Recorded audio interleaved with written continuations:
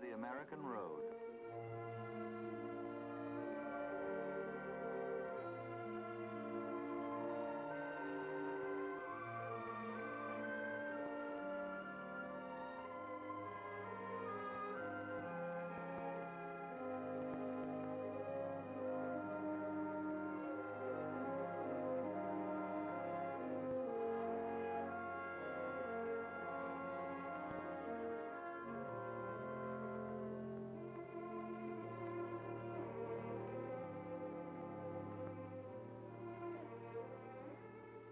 The old road was not only a road, it was a way of life. Slow, house. And you'd remember the terrible night mother lay upstairs in the bedroom, sick, and the long hours of waiting for the doctor to come. The roads were bad that night. When he finally arrived, there was nothing he could do anymore. After that, you never saw the doctor's buggy without wondering if he'd gotten there in time. You passed the church, too. But you knew you were not leaving God behind. He would be with you in the uncertain days that lay ahead. Still, there were good times to remember as well as bad, and by the time you reached the station, you wondered if you were making a mistake.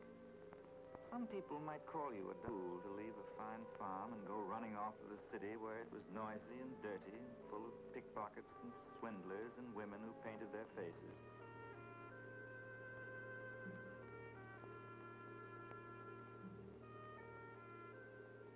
But there were things you wanted to do that couldn't get done on the farm. If you were interested in machinery, for instance, or wanted to tinker with engines that ran on gasoline, the country was no place for you. You were where other men were doing this kind of thing. Train was late, of course. You could have slept another half hour.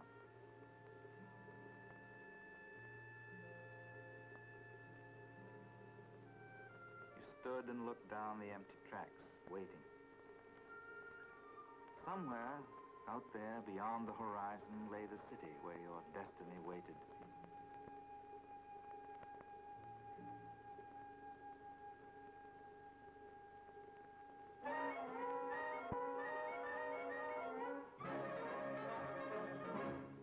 The people who lived in the city stayed in the city. They walked the hard pavements till their feet ached. If a person were well-heeled, he took a cab. If a nickel was all he could afford, he took a streetcar and got there an hour later. The fastest thing in town was the fire engine.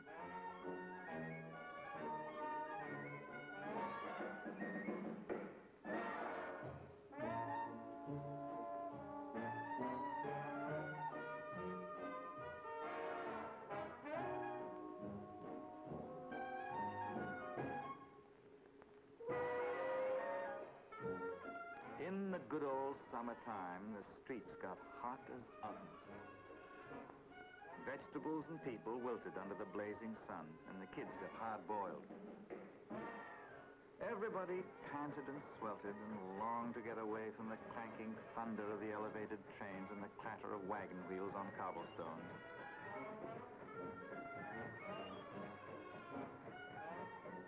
Far uptown lay the ballpark. And if you went for a long boat ride down the bay, you finally arrived at an amusement park where there were roller coasters, shoot-the-chutes, camels to ride, and a real beach where a kid could get to swim in the ocean. But it took the better part of a day to get there and back, so you settled for the nearest fire hydrant on your block.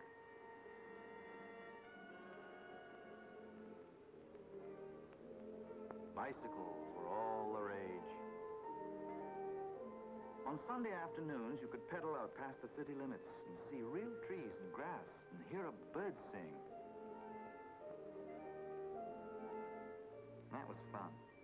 As long as your legs held out, you could go wherever you wanted, right up to the end of the road, that is. A few miles out of town, the paving ended, and from then on, bicycling was no pleasure.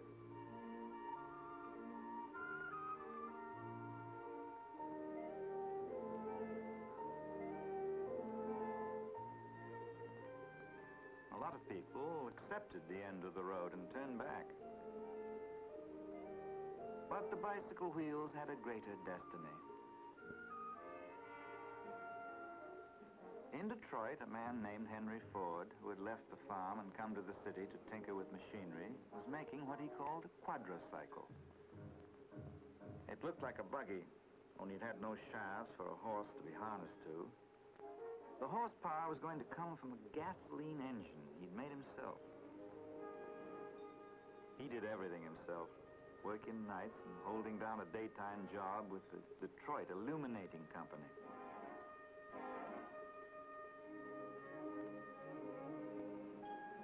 Machine, but Henry Ford stuck to it. Finally, it was ready. One momentous night, he pushed it out for its first trial run.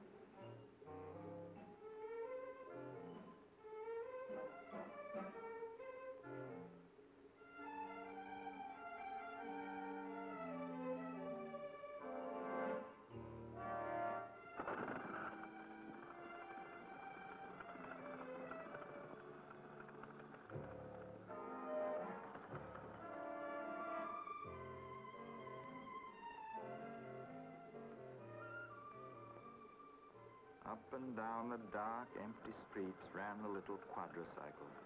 Past the sleeping houses, ghost-like and unreal, flitted the shape of things to come. If anybody had waked up and looked out the window, he probably would have thought he was still dreaming. That night, history was made. The street was never the same again.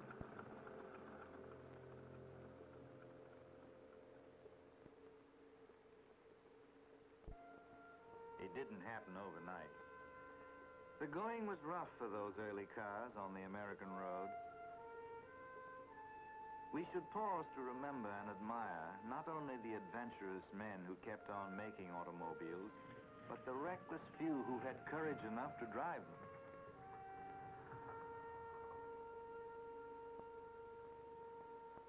Some people thought that the sail wagon had a more promising future than the automobile. Built like an ice boat on wheels, it could hit over 50 miles an hour if the wheels stayed on. Of course, it took a land-going sailor to operate it, and on a public road, it really stopped traffic.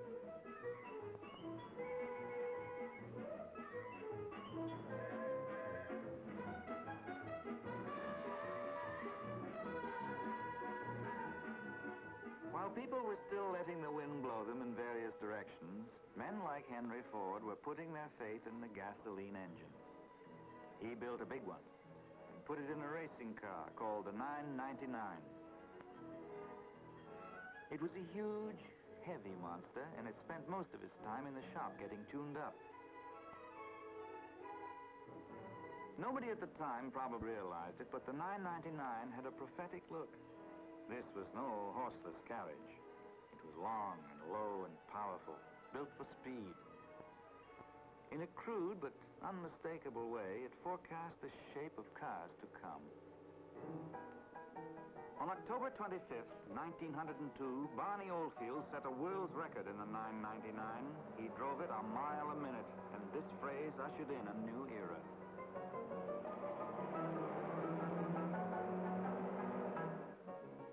Cars now became a more and more frequent sight, particularly in cities. By 1903, there were more than 1,000 automobile manufacturers in the United States. And in that year, the Ford Motor Company was founded. The first payroll didn't take much bookkeeping.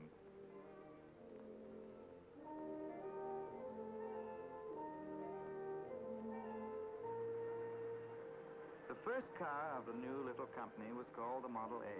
It had a 2-cylinder, 8-horsepower engine, and it could go 30 miles an hour. It sold for $850, a lot of money in those days, and its owners were chiefly in the upper brackets.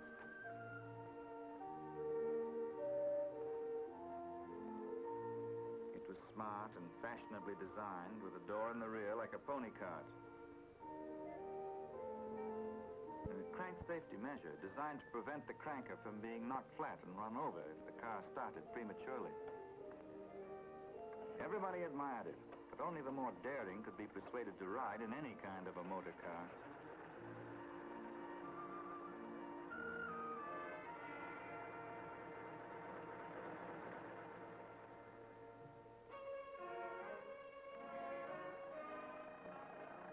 The farmer was a forgotten man during this early period.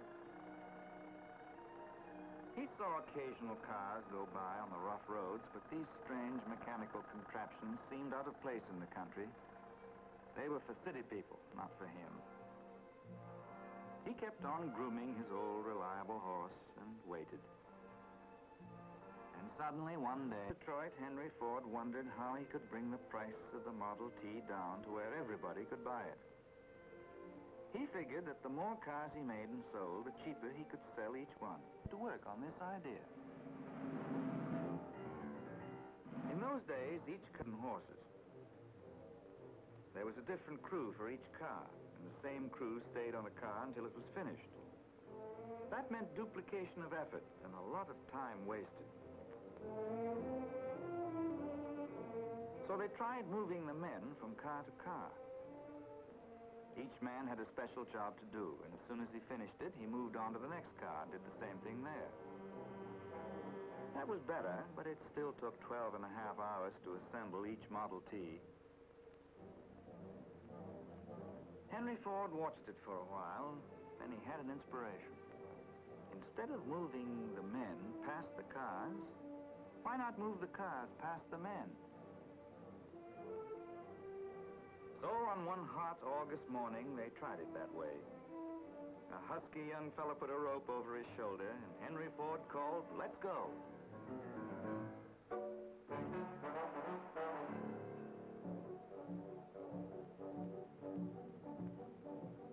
And at that very moment, as the workmen began to fasten the parts onto the slowly moving car, the assembly line was born, a technique that was to revolutionize mass production all over the world.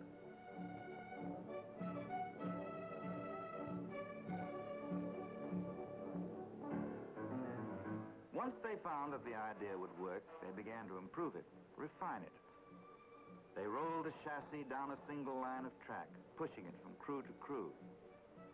And the more expert they became at this new method, the faster the cars came off the assembly line, and the price of the Model T began to drop.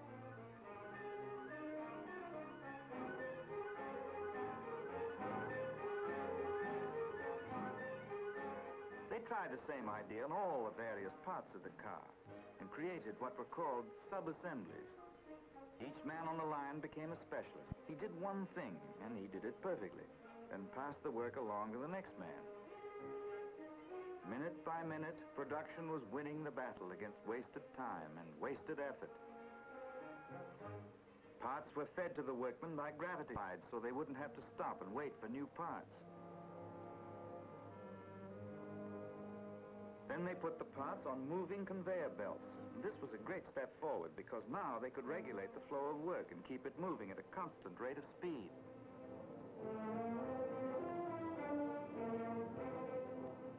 And the conveyor belts grew longer and more complex as they moved the work from place to place in the huge shops.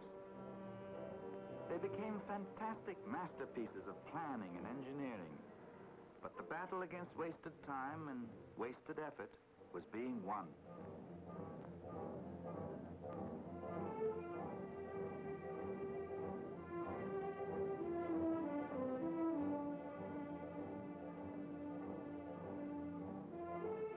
The cars began coming off the assembly line at the rate of 1 every 40 seconds. And what Henry Ford had foreseen happened. Mass production and the assembly line drove the price of the Model T down from $850 to $300. Now everybody.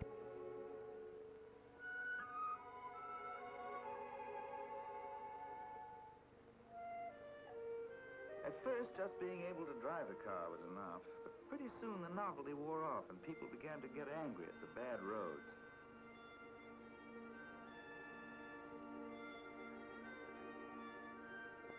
So they started to make the roads better. In every state all across the nation, men and machines went to work.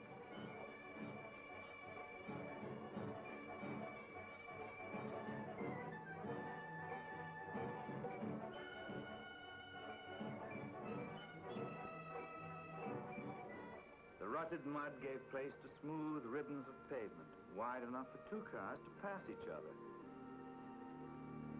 It became a part of the American scene. It took the housewife to market.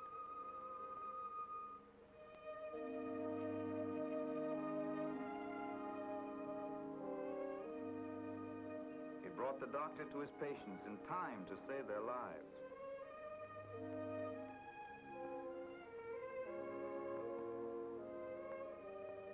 Not only did it save time, it gave the average citizen a wonderful new way to spend the time he saved. Now, for the first time, Americans were able to travel inexpensively across their own country in their own cars and see the grandeur of their inheritance. They could visit the great national parks which had been created for the people, but which so few people had ever had an opportunity to see.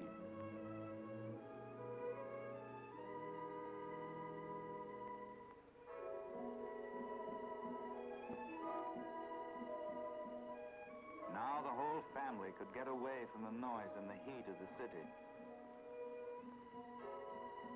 People could go camping over a weekend and be back to work Monday morning with renewed energy. They could go to the mountains, or if they preferred the beach, the faithful Tin Lizzie would carry them to the sea's edge.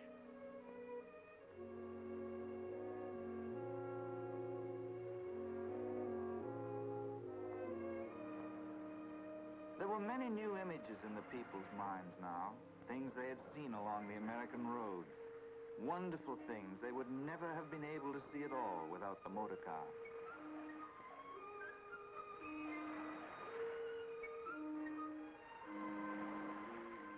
There was a new look in people's faces, a look of discovery and wonderment and pleasure. A new world had been opened up for them.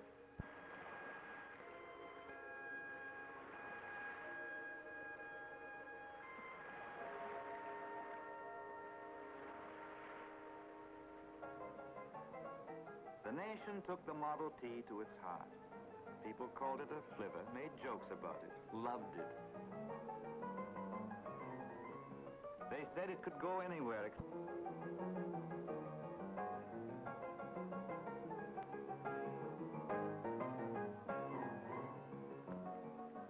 For mass production and the assembly line were now able to bring the price down on all sorts of products, put them within everyone's reach. Mass production also created thousands of new skills, new jobs at higher wages. And under this powerful stimulus, the nation's economy expanded enormously. What about the man who was chiefly responsible for all this? What was he like?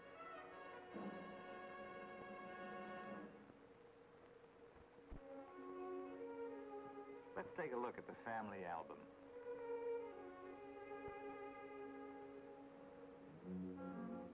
Here he is at his home, Fairlane.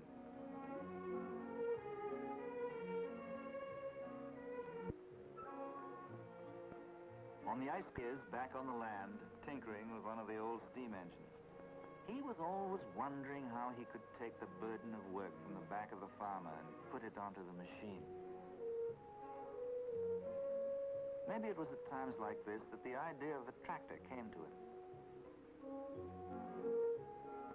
The tractor was the realization of one of his oldest dreams.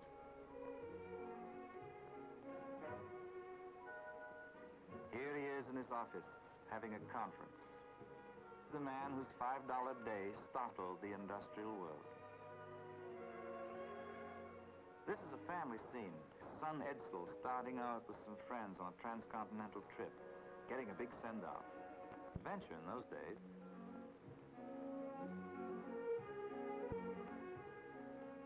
He liked to dance country dances.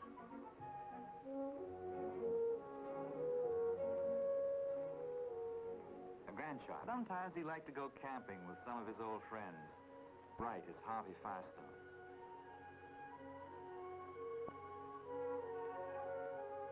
He still knew how to swing an axe. Had his own ideas about cooking, too. That's Edison in the background. Vigorous men with vigorous minds and healthy appetites. They used to have a saying, take the boy out of the country, but you can't take the country out of the boy. Whatever he did, Henry Ford always kept a certain rustic simplicity, a rugged quality that nothing could alter or soften. Burroughs had always looked down his beard at the Model T, called it a noisy device that frightened the birds. But finally, even Burroughs overcame his prejudices.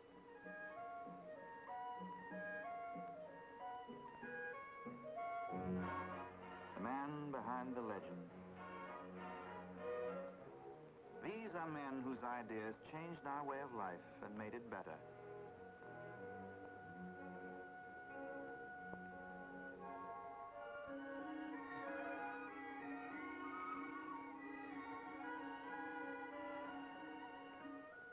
Father and son.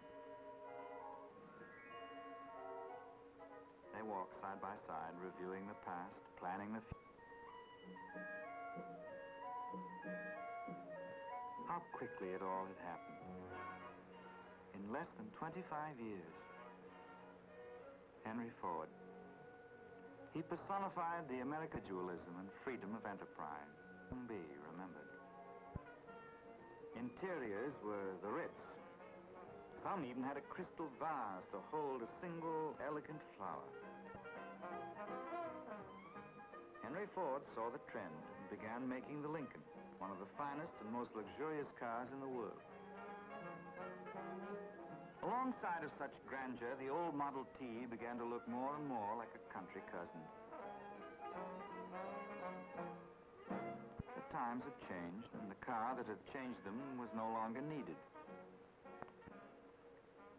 In May 1927, the fifth out of the plant, and the assembly line closed down forever on the world's most famous car. From then on, the old flivver began to disappear from the roads. As old cars were turned in, they were taken back to the plant.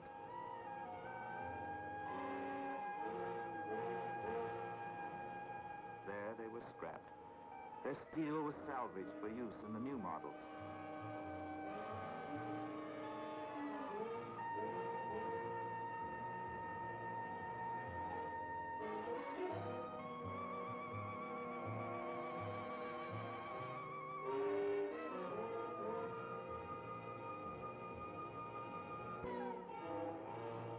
Would balk at the mouth of the furnace as though in a last effort to save itself.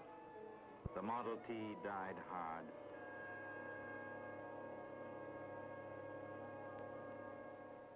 Although the Model T began to fade from the American scene, the road looks. The whole nation has become swift and mobile, flowing along over a great network of highways more than 3 million miles long and constantly growing. The American road has lifted itself high above the ruts of 50 years ago.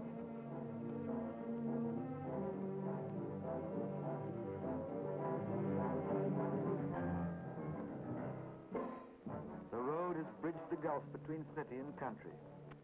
Their ways of life have mingled, and both share the fruits of progress equally. Machines have taken the burden of work from the back of the farmer. No longer do the women on the farms grow old before their time.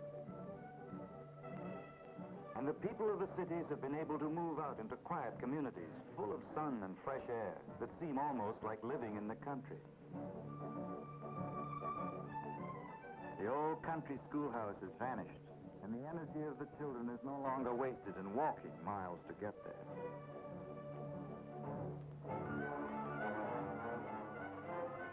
The worker of today no longer has to live close to the plant that employs him. His home is in pleasant surroundings, and he drives to work. Every car on the American road, every new building that towers against the sky is a sign of our progress towards a better way of life. But perhaps the most wonderful thing about the American road is the freedom it gives us. You've only to get in your car and start driving to feel it. The American road. What magnificent vistas open up before us as we travel along it. We have come a long way since the quadricycle and the Model T. In 50 short years, our whole way of life has changed. We have accomplished much, but the achievements to come will dwarf our own. The American road stretches ahead of us, always towards a new horizon. We are all traveling along that road, all moving forward towards an even better tomorrow.